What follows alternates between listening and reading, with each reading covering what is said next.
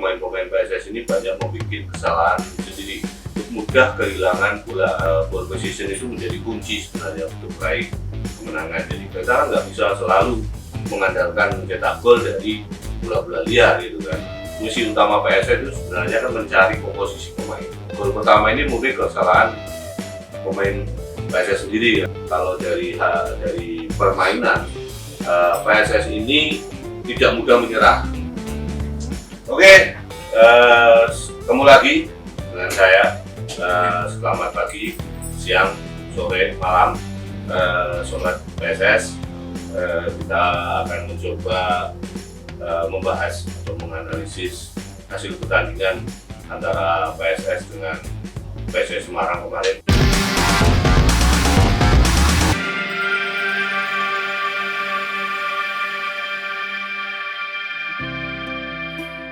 Ya memang agak sedikit lambat, karena sedikit telat, tapi nggak masalah, kita coba akan bahas. Dan nanti sore PSS Sleman akan bertanding menghadapi Dewa United di partai terakhir grup A Piala Presiden. Oke, kemarin pertandingan kita lihat semua, mungkin ada yang melihat secara langsung di Stadion Menan, ada juga yang lewat siaran televisi. Kita semuanya tahu hasilnya memang tidak menggembirakan bagi PSS. PSS harus menelan kekalahan 2-5 dari PSS Semarang. Memang kalau dilihat dari hasil, dari angka ini cukup lebar marginnya. Tapi sekali lagi bahwa ini sebenarnya pramusim, dan teman-teman di PCS atau Slemania atau Sleman fans yang lain juga harus kembali mengingat bahwa ini adalah pramusim. Fungsinya pramusim itu apa sebenarnya? Untuk pemanasan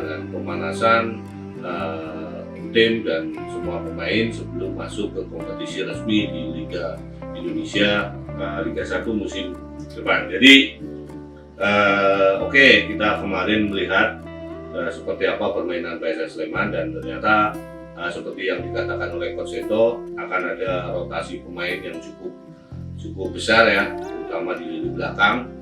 Di belakang kemarin diisi dari kiper, kemarin ada kiper baru Jandia yang menggantikan dua kiper sebelumnya yang cukup tampil lumayan. Dan di belakang Mario Maslak juga sudah mulai turun setelah cedera, kalau nggak salah cedera jempol kalau nggak salah, dan kemarin juga turun.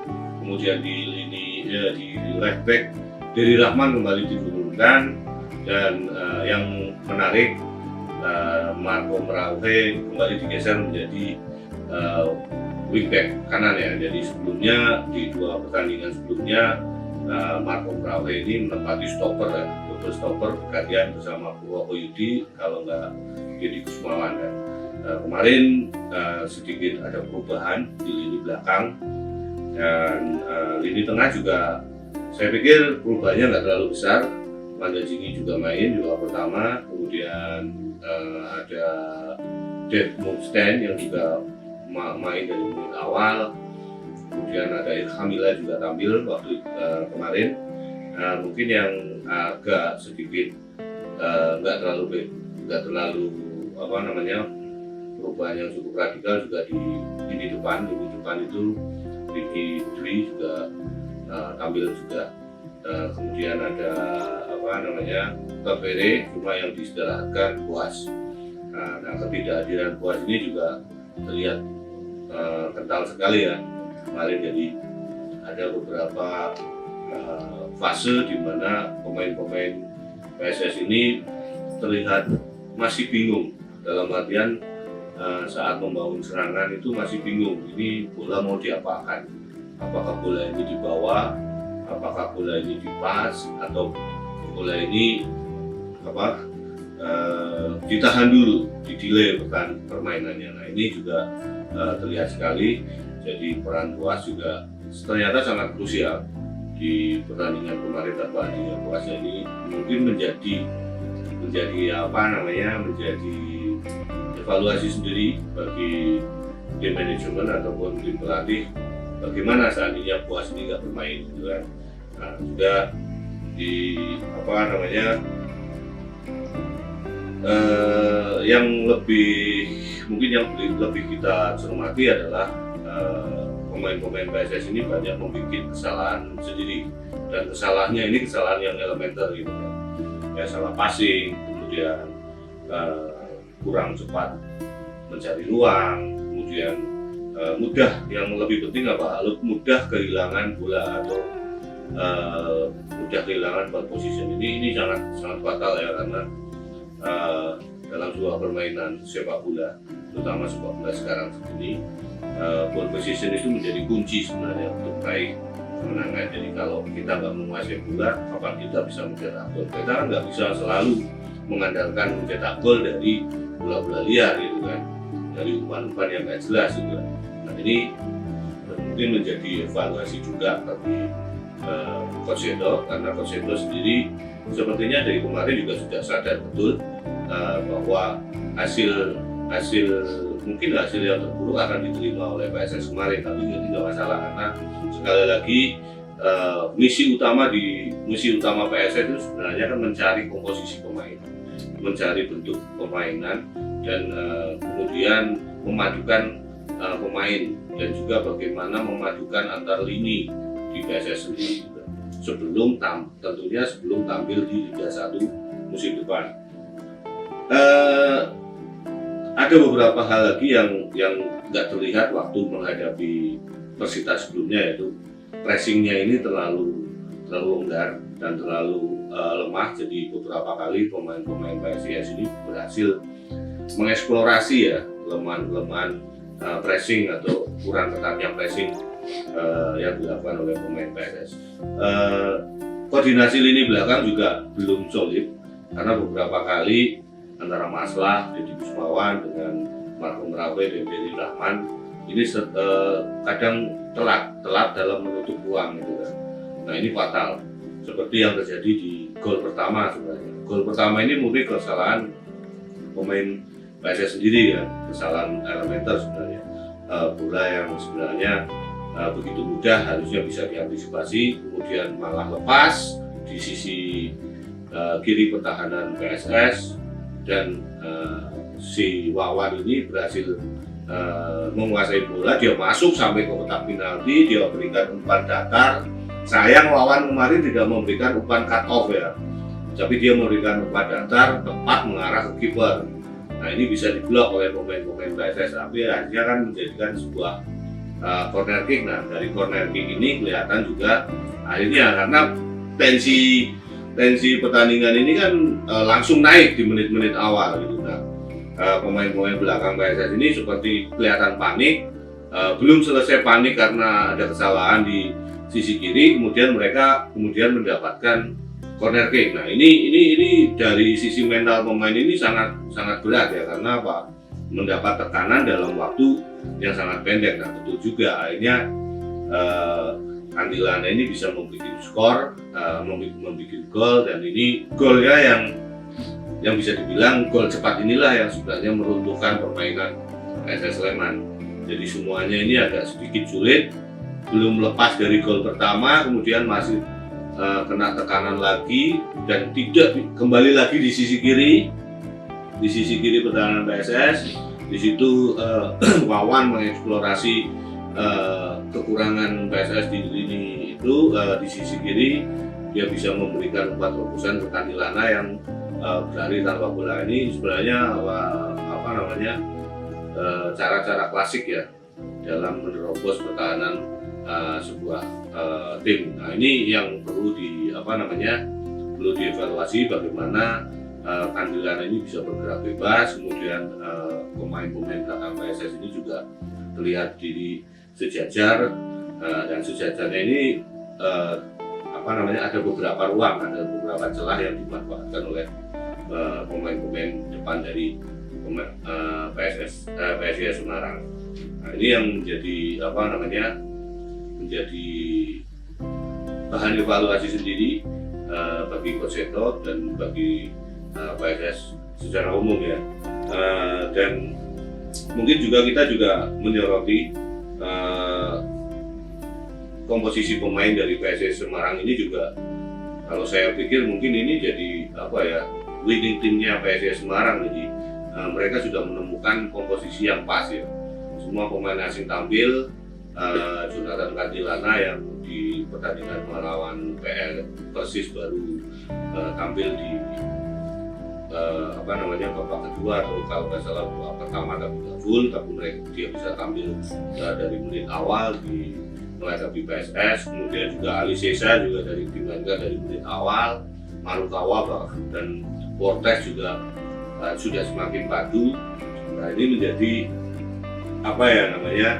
menjadi keuntungan sendiri bagi PSIS Semarang.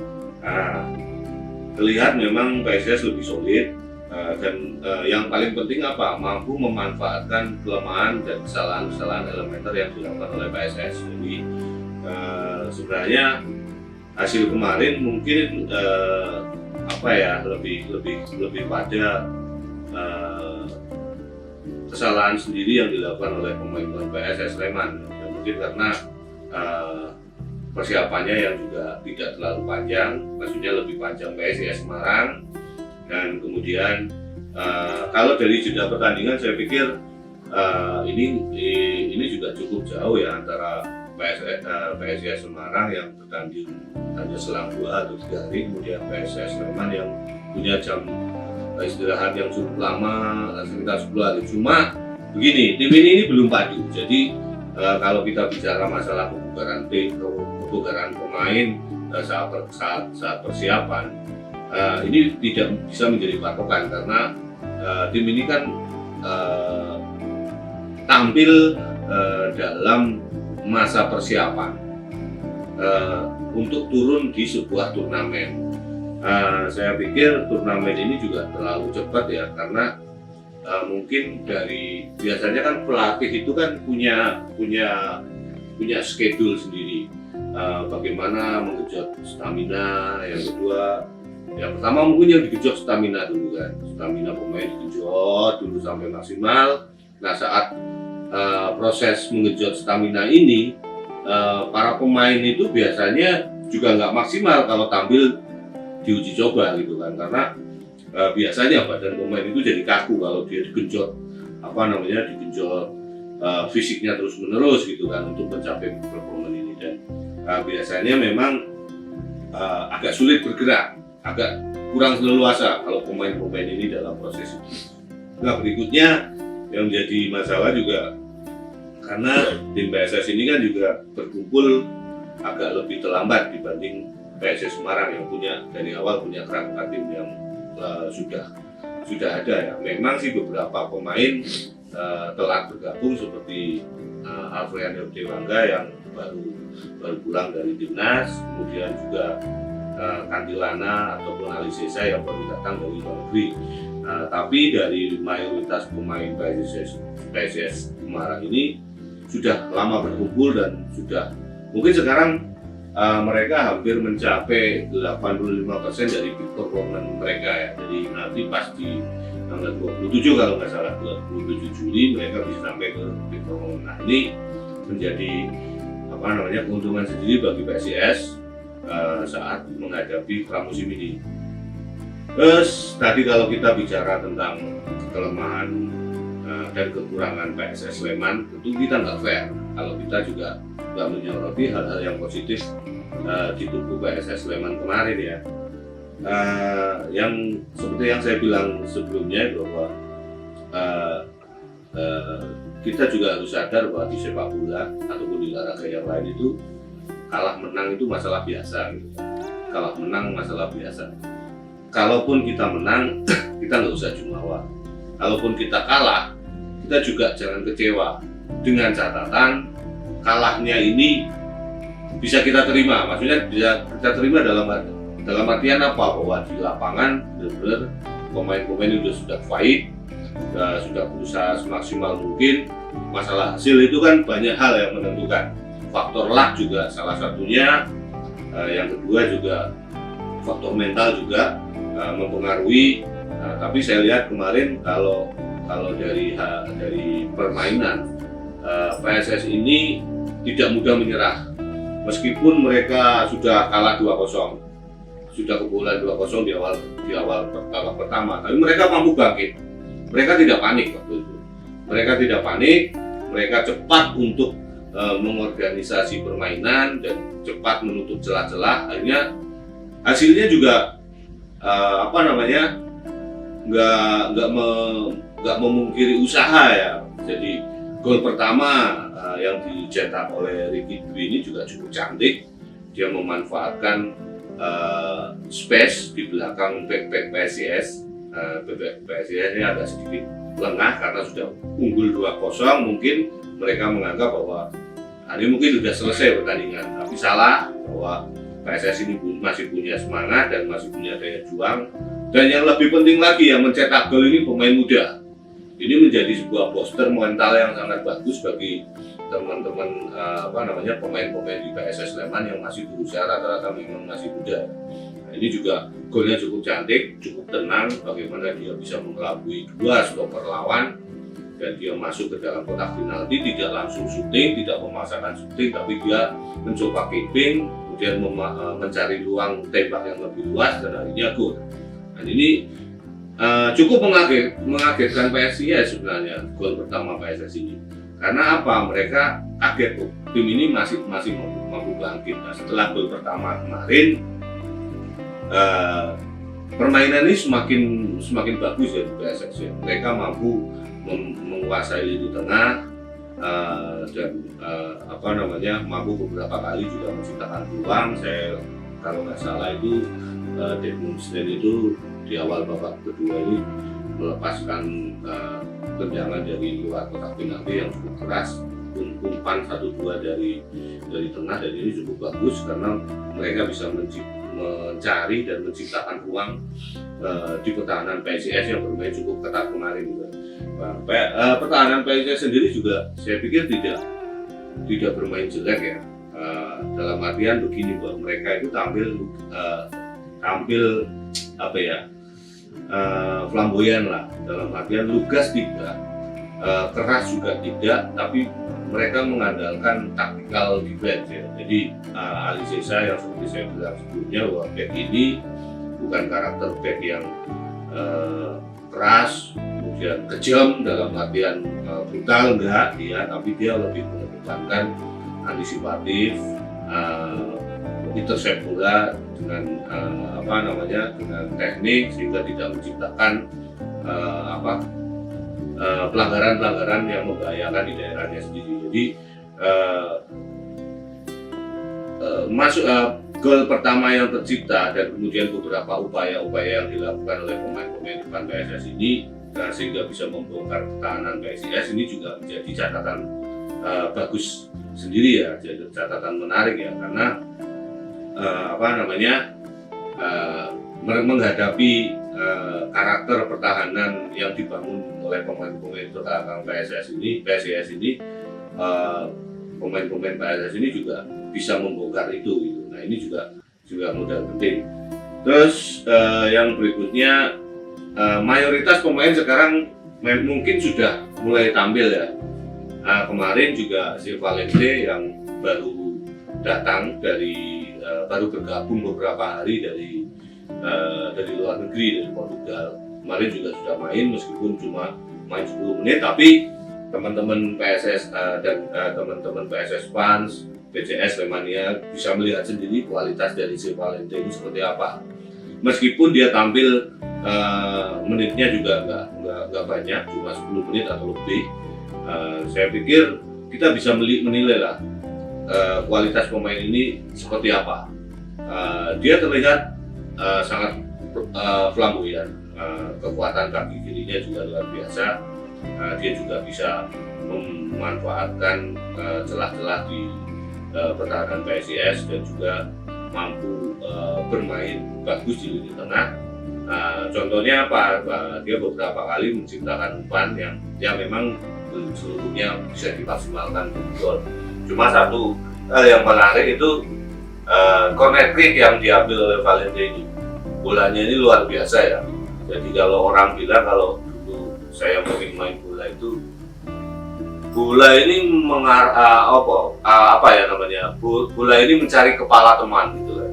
jadi bukan bola liar, tapi bola yang dia lepaskan ini justru mencari kepala teman atau mencari rekan sendiri, sehingga si teman sendiri ini juga bisa tinggal mengarahkan saja ini bola mau kemana. Dan kemarin yang menciptakan gol juga pemain muda, namanya Rifki Suryawan itu. Nah ini juga menarik karena jarang-jarang ya pemain Indonesia itu bagus dalam bola-bola heading. Kalau dulu mungkin ada satu pemain yang cukup hebat dalam bola-bola heading, yaitu Ricky Yaakob, atau kemudian generasi berikutnya ada yang namanya Bambang Pamungkas dari Persija.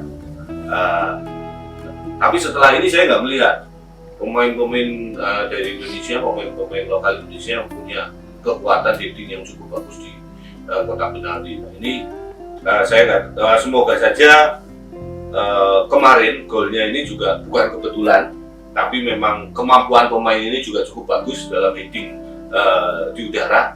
Jadi ini menjadi tambahan tersendiri bagi PSS bahwa mereka punya kelebihan pemain yang bisa dimanfaatkan sekecil apapun di depan pertahanan lawan. Gitu. Oke, terus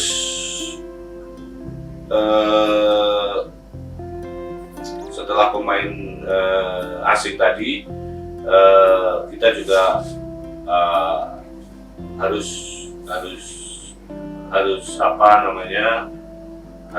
sadar bahwa mayoritas gol yang tercipta kemarin, kalau bisa dibilang 5, semuanya ini berasal dari kesalahan pemain-pemain PSS sendiri, terutama di gol pertama, kemudian di gol ketiga atau penalti, dan yang terakhir mungkin gol keempat ya, blunder dari kiper. Jadi ini mungkin jadi catatan sendiri karena posisi Jandia ini juga masih baru ya. Tapi kita juga nggak usah membuli ataupun mencemooh. Ini semuanya proses gitu kan. Cuma kita bisa melihat kemarin memang diakui atau tidak, ini memang kurang jelinya dari penjaga gawang. Ini bukan bermaksud saya menurunkan mental, cuma ini mungkin bisa diambil hikmahnya. Jadi kalau teman-teman terutama di penjaga gawang ini harus benar-benar waspada, harus benar-benar memperhatikan free kick yang dekat dengan kotak 16, meskipun ini jaraknya nggak terlalu dekat dengan gawang kita. Kalau nggak salah kemarin itu sekitar 30 atau 25 meteran lah jaraknya free kick itu. Cuma yang menjadi saya agak khawatir begitu melihat Jandia hanya menginstruksikan satu orang pemain untuk pagar betis atau tembok. Ini saya agak sedikit kaget gitu kan, karena jaraknya sangat dekat, dan yang ambil tembakan ini juga Wawan juga punya statistik tembakan atau umpan terarah yang cukup bagus. Nah, tentu saja dan bolanya melintir, antisipasinya juga meleset, terakhirnya gol. Ini mungkin menjadi evaluasi sendiri bagi Jandia ataupun bagi PSS Sleman agar tidak meremehkan free kick lawan yang jaraknya memang tidak terlalu jauh dari gawang kita. Ini memang harus betul-betul diantisipasi betul. Untung saja ini baru pramusim gitu kan. Jadi saya pikir kesalahan kemarin menjadi catatan yang penting bagi Coach Seto, dan Coach Seto sendiri juga saya yakin cukup puas dengan dengan kinerja pemainnya, dalam artian begini, puas dalam artian dia memperoleh data-data yang komplit, fakta-fakta di lapangan yang komplit tentang kelemahan timnya ini. Bukan dalam artian bahwa kalah itu menjadi puas, enggak, bukan itu maksudnya, tapi justru kelemahan-kelemahan ini yang benar-benar bisa dilihat betul oleh Coach Seto, sehingga dia bisa mengantisipasi dan memperbaikinya di persiapan PSS mendatang. Nah, Saya pikir ini bukan akhir segalanya teman-teman, jadi nggak usah terlalu kecewa, nggak usah terlalu sedih. Apapun ini masih dalam proses persiapan tim. Jadi sekali lagi ini masih dalam proses persiapan tim. Kalau ada tim yang tampil bagus, ya harus kita apresiasi lah. Karena apa? Berarti persiapan mereka, persiapan yang panjang ini tidak mengingkari hasil gitu kan. Nah ini juga untuk pengalaman dari teman-teman manajemen di PSS Sleman, bagaimana sih menentukan timing dalam menyusun tim. Tapi ini masih proses ini masih berjalan. Pokoknya saya juga berharap teman-teman nggak perlu down, nggak perlu tadi sedih dan kecewa. Kecewa boleh, karena kita berharap bisa melihat penampilan PSS yang sama, minimal sama menghadapi Persita atau lebih menghadapi PSS kemarin ya. Tapi memang di lapangan segala sesuatunya tidak seperti yang selalu kita harapkan. Dan tim lawan ini pun juga selalu mengantisipasi dan selalu menganalisis bagaimana sih PSS ini bermain. Yang jelas begini, intinya kekalahan kemarin harus bisa menjadi bahan evaluasi yang bagus untuk pembentukan tim ini. Ya seperti saya bilang sebelumnya, kalau lebih baik kita itu bersimbah keringat di latihan daripada kita bersimbah darah di medan pertempuran sesungguhnya. Jadi itu dari saya. Oh ya, mungkin kalau teman-teman menginginkan berapa sih nilai dari permainan PSS kemarin, kalau dari hasil akhir tentu hasil akhirnya juga tidak terlalu bagus. Nggak mungkin kan kalau saya sebut nilainya 10 itu enggak. Ya kita objektif saja. Mungkin kalau dari sisi hasil, meskipun itu kalah tapi bisa mencetak gol dan motivasi pemain ini juga tidak kendor saat kebobolan. Saya pikir nilainya juga nggak terlalu jelek. Ya mungkin kalau nilai dari hasil ya 5,5 lah kalau dari hasil gitu kan. Kalau dari penampilan, mungkin penampilan saya pikir karena banyak beberapa hal yang blunder, saya juga mungkin sama 5,5 dari penampilan tim secara keseluruhan. Memang ada beberapa pemain mungkin yang kalau kita statistik satu persatu nilainya mungkin ada yang 7, ada yang mungkin ada juga ada yang 8 atau yang selebihnya itu. Tapi saya pikir kita nggak usah mendetail seperti itu. Ini karena ini masih pramusim dan kita juga harus bisa mengambil hikmah atau manfaat dari uji coba dari pertandingan kemarin. Nah nanti mungkin kita sama-sama, jadi mungkin tag video ini jadi sebelum pertandingan menghadapi Dewa United ya, yang akan digelar oleh digelar di Manahan sore nanti. Jadi mungkin teman-teman setelah melihat pertandingan ini, setelah melihat pertandingan dengan Dewa baru melihat video ini, jadi agak sedikit rancu, tapi ini memang kita tag videonya sebelum pertandingan menghadapi Dewa United. Oke, gitu saja teman-teman.